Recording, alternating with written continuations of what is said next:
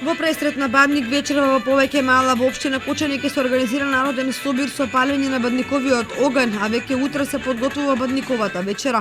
Од православниот храм Свети Великомачени Ѓорги со апел до сите православни христијани да внимаваат при палењето на Бадниковиот оган, да се однесуваат православно и да не претераат со алкохолот и јадењето. Апел до сите оние верници, нели, кои што радоста за доаѓањето на Христа во плот го празнуваат на оние новопојавени коледарски огнови, како што ги нарекуваат, кои што за наша радост добиваат една, да речеме, христијанска димензија, бидејќи црквата доколку се појави некое ново, условно речено новотарија, има таа власт да им даде символика, да преобрази, нели, сето тоа да биде символично во духот на христијанството. Истото е ова и со, нели, коледарските и бадниковите огнови.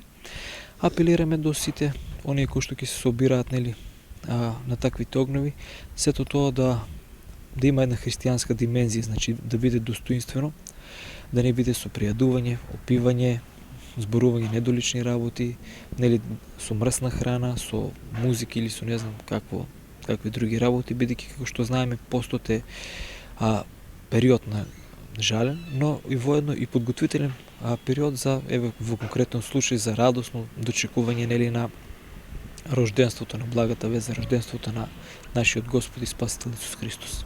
Во Кочанскиот храм Свети Великомачени Ѓорги божикните празнувања започнуваат од вечерва со традиционалната вечерна златоустова литургија. Како што знаеме, веќе влегуваме во оној божикен циклус на празнување празниците, нели, кои што ротираат околу овој за нас еден од најзначајните празници, рожденството Христово Божи, каде што, нели,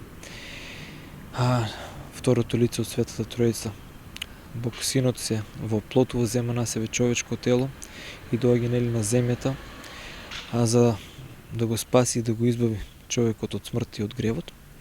Празник кој што од големо значење за нас православните.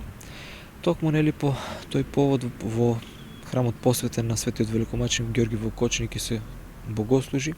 Значи, празничното торжество започнува утре со служење на празнична утрена богослужба, потоа служење на царските часови, а исто така ќе продолжи со вечерна со Василиева литургија. На самиот ден Божик исто така со почеток во 8 часот ќе се отслужи Света Божествена златоустова литургија. Утредната традиционално на соборот на Пресвета Богородица е најавено присуство, односно со Светата архиерејска литургија ќе чину началство неговото високо преосвештенство митрополитот Брегалнички Иларион во сослужение од повеќе свештеници од епархијата. Исто така, нели, и во саботата на денот Трет ден Божики посветен на светиот првомаченик и архидиакон Стефан ќе се отслужи Света Божествена литургија. Значи, како што кажавме, сите оние кои што се имаат исповедено или имаат добиено благослов од својот духовен отец за да пристапат кон светиот пут и односно кон да се причестат да го сторат тоа, додека оние кои што се немаат исповедано или немаат добиено благослов, немаат постојано или без разлика сите оние пречки кои што ги спречуваат да пристапат кон причеста, да не пристапуваат, нели, недостојно да се причестат, бидејќи таквото причестување нема да им биде за спасение, како што учи православната црква, туку ќе им биде за осуда. Македонскиот народ со многу внимание и почит ги одбележува овие празници. Божјки господски празник и се празнува во спомен на раѓањето на Господ Исус Христос. Овој празник е матица на сите други црковни празници, бидејќи со црковното раѓање се смета и почетокот на новата ера.